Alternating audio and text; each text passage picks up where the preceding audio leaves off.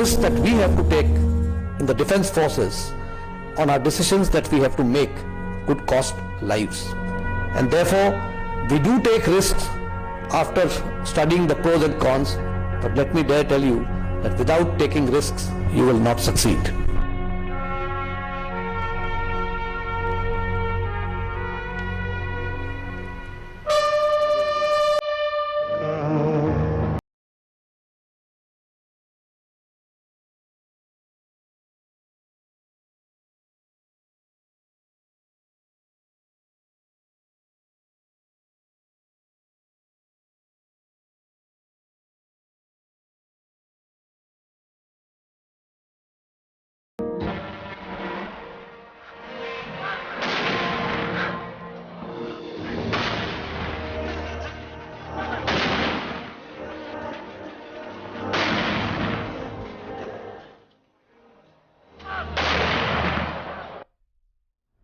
Hello and welcome to this special broadcast, a tribute to General Rawat. In the untimely death of General Bipin Rawat in a helicopter crash in Connur in India's southern state of Tamil Nadu, India has lost a fine soldier who rose to become the country's most senior general and its first chief of defense staff. General Rawat had an illustrious career with more than 40 years of experience. He was India's army chief when India carried out airstrikes targeting a Jaish-e-Mohammed terror training center in Pakistan's Balakot in February 2019. Days after, over 40 Indian soldiers were martyred in a terror attack in Pulwama in Jammu and Kashmir. As army chief, he had managed military affairs along the border with China following the Doklam standoff that went on for over 2 months in 2017. He also supervised a cross-border counterinsurgency operation in neighboring Myanmar in 2015, which was carried out in retaliation against an ambush of an Indian army convoy by NSC and K militants in Chandel district of Manipur. He was Vice Chief of Army Staff when India carried out a surgical strike across the line of control in September 2016 in retaliation against a terror strike on an army camp in Uri in which 19 Indian soldiers were martyred.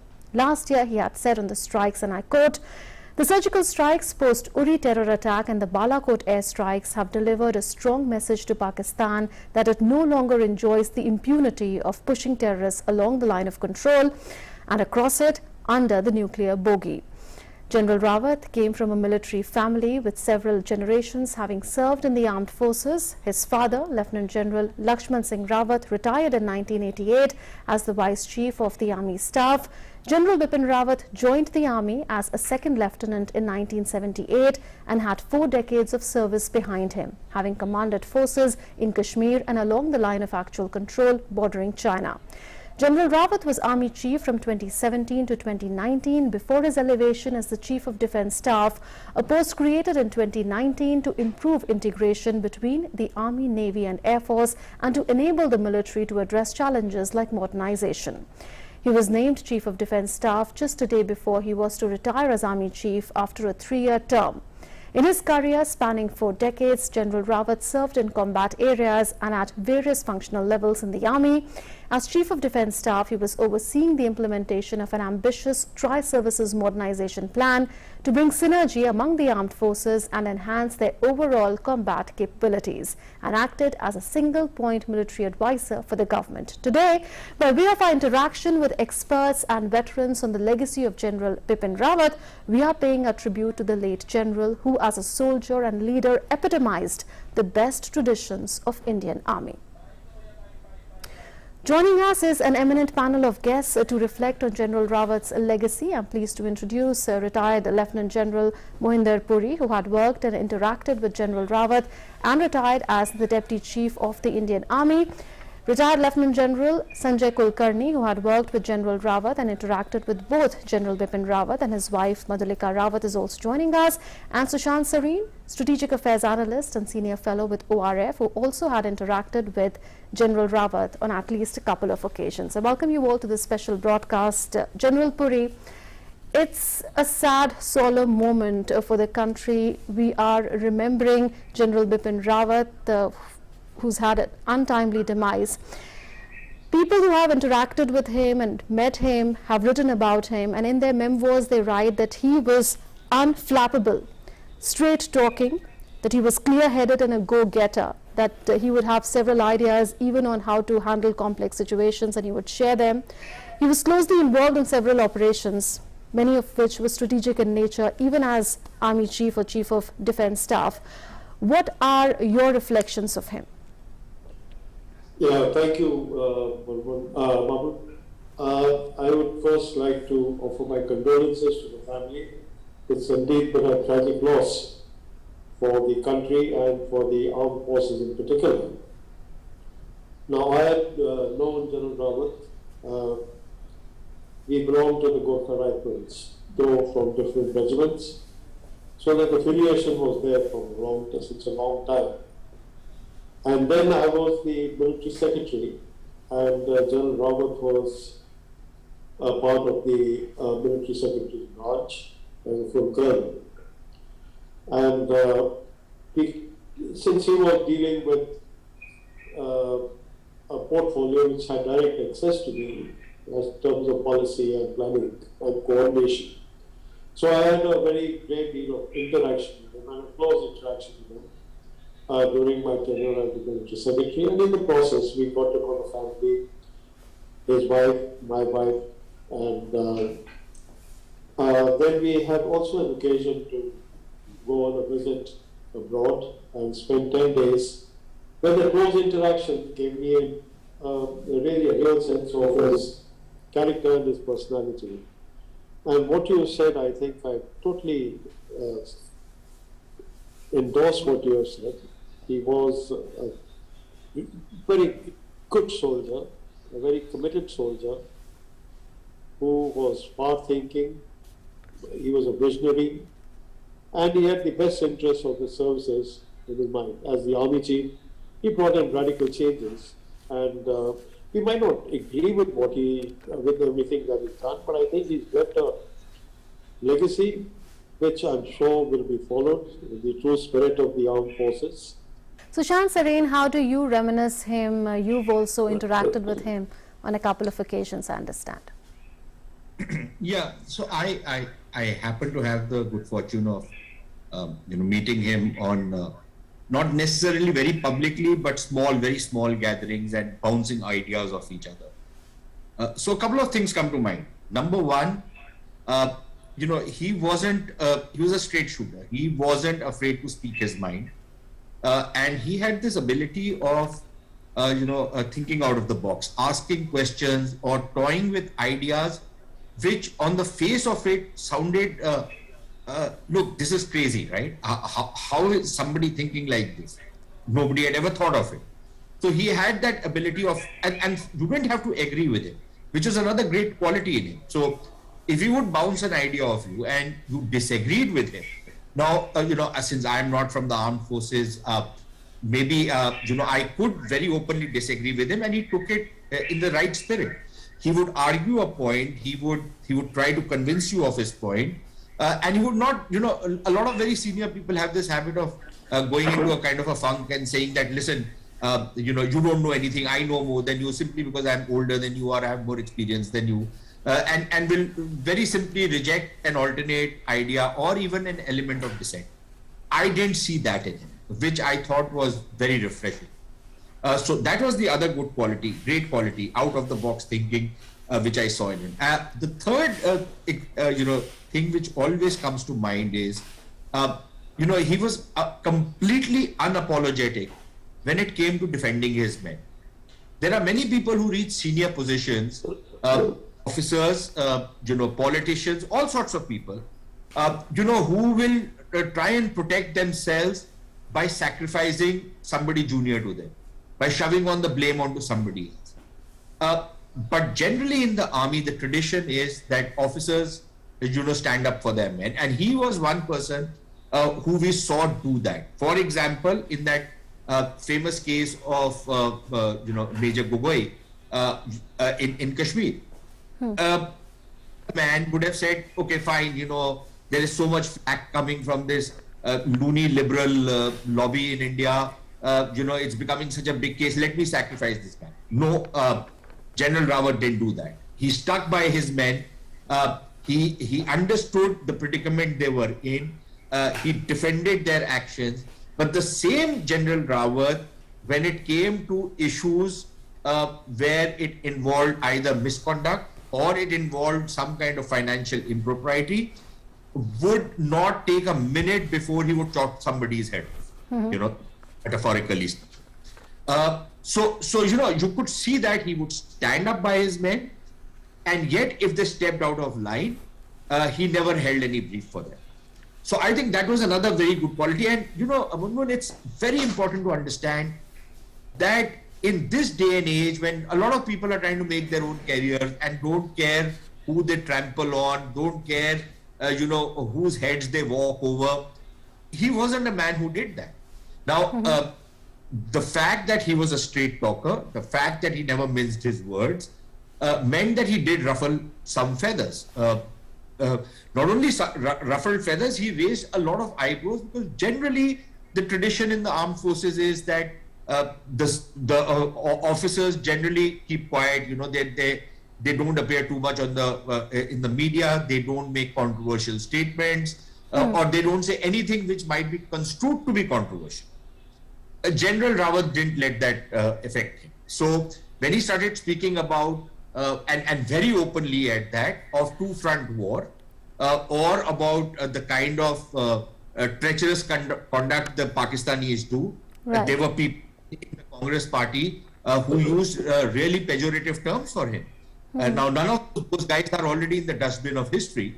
They're still riding their cycles all over the place, trying to showcase themselves as very honest men, but they are in history. But General Rawat's name is written in golden letters in the annals of Indian military history, in the annals of Indian history. So the thing is that he spoke his mind.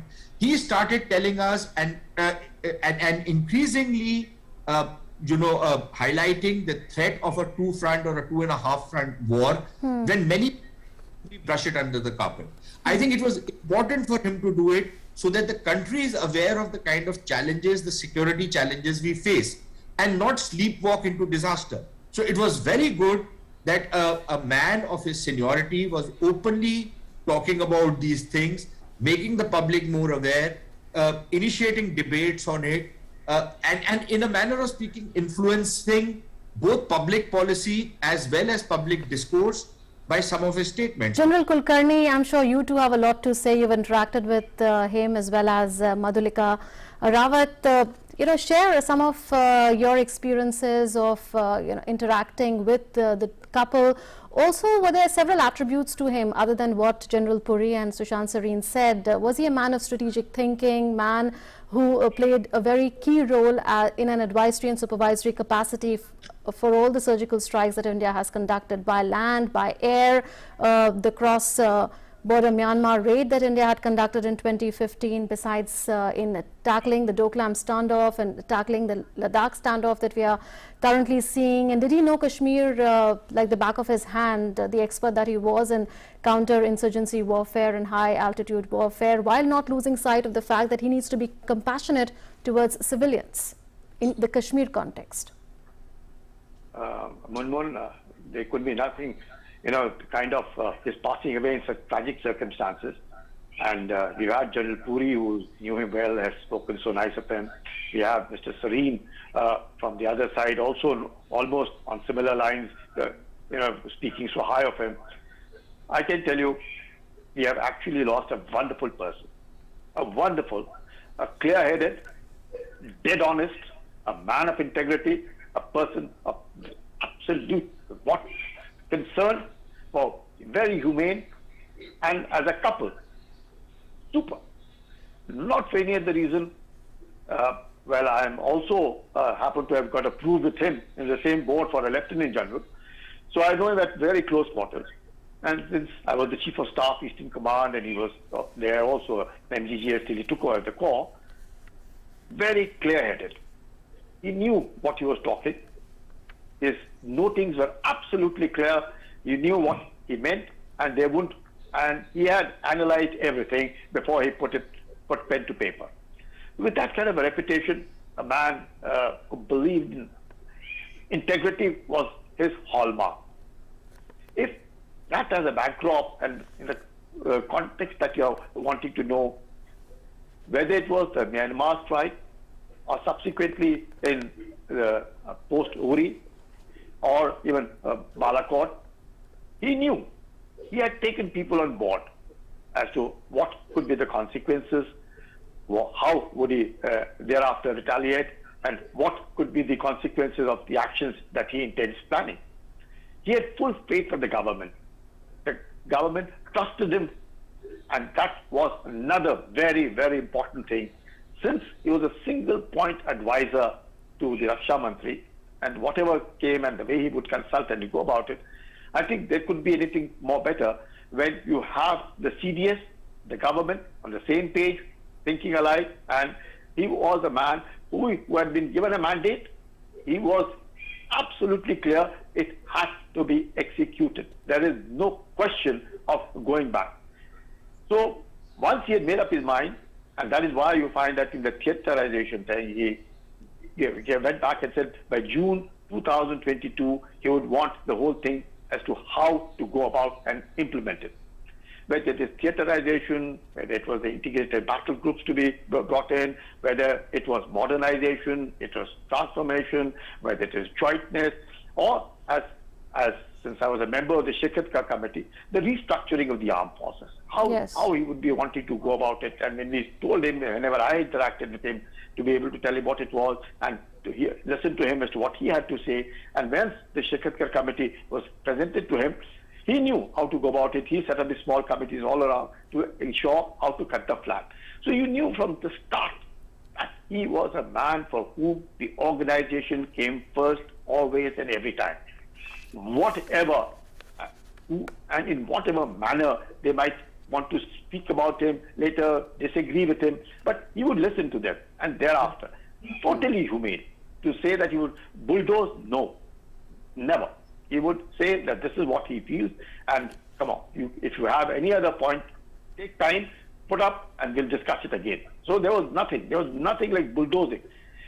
I would say we have actually lost a man, and personality, professionalism, competence in the armed forces is not lacking. There's tremendous amount of all of it with everybody. But a personality, the man who can, a doer, as you rightly said, a doer, a man who would want to execute, a person, I wouldn't say in a hurry, but yes, he knew he had 3 years, and in those 3 years, since he had done 3 years as Chief of the Army Staff, and he had 3 years as the CDS, so he would have had 6 years. Of course, unfortunately, he just had 5, but a continuity. A man, one of the highest decorated officers of the Army, the first CDS, and I don't think anybody has been in a 4-star rank for 5 years. So he knew. He had full faith to the government. He knew how to go about. Everybody liked him. He was a sword of honor. So all said and done. And as I said, his wife, a wonderful companion, a graceful couple, a graceful lady. Fantastic. I've never seen her interfering, saying anything. I think most of the time she spent bringing up her daughters in Noida. That's the place where I saw his father, with whom I interacted when he was a corps commander on Siachen in 1983, when we found certain wrappers on top of Siachen, and he flew in to ask me what it was. And he retired in 1988. So, and I later saw him in a state where he is, I would say, General Rawat looked after his father because he suffered from dementia later and didn't know anything. But both Madhulika and General Rawat, the way they looked after General LAXMAN Rawat was fantastic. So that speaks very great volumes of the character, as a son, what he did for his father, what the lady did for the family, and the way she brought up her daughters in Noida, and he was there. I think she must have joined him only when he became a corps commander, probably. And before that, it was always in Noida. So that's the kind of a background, and honesty, sincerity, commitment, devotion to duty, nothing that lacked in him. A sword of honor, he stayed real ramrod till the end. So there were great humans and great professionals at the same time. General Puri, General Rawat had initiated a number of reforms in the military. He had cut down on officer privileges. He had also brought about changes in the procurement process, and he was on a mission to create 5 new integrated theatre commands and change the situation of the armed forces from what it is currently to make it more leaner, more integrated. His is an unfinished agenda. How would you characterize the job that is now cut out before his successor to take those reforms forward? So firstly, I think the reforms which he has initiated are something which can't be retracted now. They are there to stay, and they're very far-thinking. They're visionary in their concept, and the army, I'm sure, has got the resilience to accept this tragic loss and get on with the job. The next person has a defined role for him. He has to finish whatever has been started by General Rawat in terms of theaterization, in terms of jointness, in terms of synchronizing the three forces, the logistics, synchronizing the logistics of the three services. So I think the job is cut out for the next person, whoever steps in. And I'm very confident, I'm very sure that we have very competent people on the top. The senior hierarchy, the top leadership is extremely competent and professional. And there should not be much of a problem in stepping into this void which has been left by General Rawat. And like I mentioned, I think this task will be done it will be done the way General Rawat had visualized it to be done. So I don't see any problem with that. It's going to take time, but nevertheless, what has been well started will be completely done. So, Jan Sareen, on China, General Rawat would say that we had a good chance in 1987, but we had missed the opportunity. The Chinese soldiers who were deployed there along the PLA then had no cameras, they had no weapons. They would come towards us, we would offer them food and they would take it.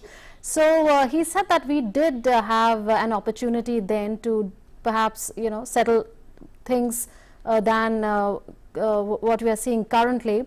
How crucial do you think were his inputs then in India-China border management affairs?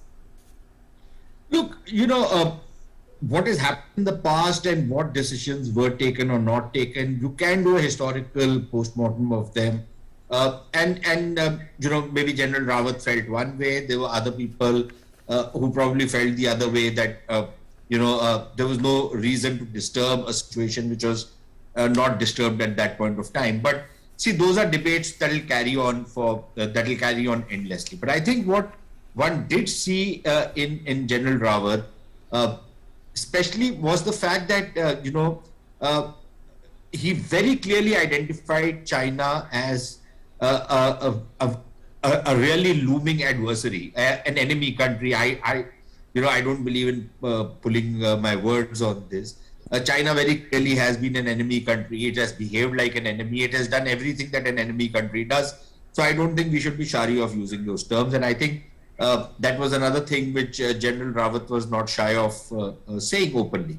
I think he identified the China threat. And one of the reasons why this whole theaterization concept, the whole concept of the required needs for the army to modernize very, very rapidly, the need to change the some of the shibboleths which had kind of crept into the kind of in the mindsets of many people in the policy making establishment, both on the civilian side as well as on the military side, that you needed to shake it up to understand the new reality that you were facing up to, the new challenges that you were facing up to vis-a-vis China, vis-a-vis the China-Pakistan nexus. That nexus has been for a very long time, but now it is a looming threat. In fact, not even a looming threat, it's a very real, clear and present danger. So I think he was identifying all of those. Just a couple of things on this theaterization business. Look, it's a huge task. Okay, I think the good thing is that somebody like General Rawat, who, like I said, has this ability to think out of the box, who's not, who despite being 4 decades in the armed forces, did not have one of those regimented mindsets. He was open to fresh ideas and fresh thinking. He was a man, who did not like to be boxed in. and he was not given to institutional inertia. Now these are things which are very natural which come very naturally to both individuals and to institutions. He kind of used to break out of it. So I would imagine that at least at the conceptual level, the implementation is going to take some time, but at least the broad concept of how we are going to go about theaterization, I think that has already been put on paper. Absolutely. It's work in progress. A lot more needs to be done in terms of implementation. A quick comment towards the end from you, General Kulkarni. Another tectonic shift that he witnessed was the way India has been changing its defense procurement strategy. We are relying more on Make in India. We are relying on Indian private players for defense procurement. And he told the forces that don't misrepresent your operational requirements, because we are not an expeditionary force that needs to deploy around the world. We need to fight and guard along the border while also dominating the Indian Ocean region. So we should rely on Make in India, and there will be a time when there will be high quality equipments that the Indian private industry would be delivering, and cutting edge technology would be delivered by them. Does that make perfect strategic sense to you? Absolutely, absolutely. He had tremendous faith in the Indian private industry. He had tremendous faith in the DRDO. He encouraged even the ordnance factories before they were corporatized to be able to come forward and be able to accept.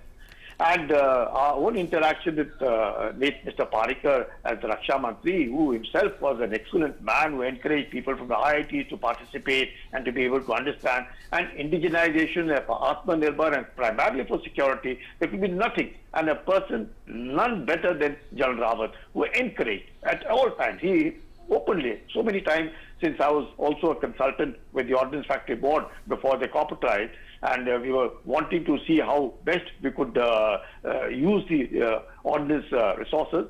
I had gone with him with a number of proposals for small arms and what could be done. And I realized that he was constantly encouraging. It's just that you found that, unless there's a requirement of a change of mindset. This mindset that we cannot deliver in India, that has to be shunned away. We can deliver. We have the capabilities, we have the capacities, we have the brain, and we have the resources and the money available. Now, if that be so, then his contention was that every now then he would say, then why import? If you have to go to 60 to 70% importing, then it's not worth it. There's so much of indigenization capabilities exist, and that is the reason why, having heard him, most of us telling him as to what the capabilities are within the country, I think indigenization was a forefront, and he was at it, and you will soon find, now like even to begin with the transfer of technology, like you have the AK-203 coming in with the transfer of technology, you have the other weapons coming in, you have all the other. I think indigenization was the only way forward, is the only way forward. There is no other way. There's tremendous capability and capacity in the private industry. They're really to synergize all of it. And now with the corporatization of the Ordnance Factory Board that has taken place, I think there can be nothing better than that. So it's a perfect way to conclude this interaction. He's left behind a rich legacy, and his boots will be hard to fill for any successor. Thank you, General Puri, Sushant Sareen, and General Kulkarni for having joined us in this special broadcast, a tribute to General Bipin Rawat. And with that, we come to the close of this special broadcast. Thanks for watching.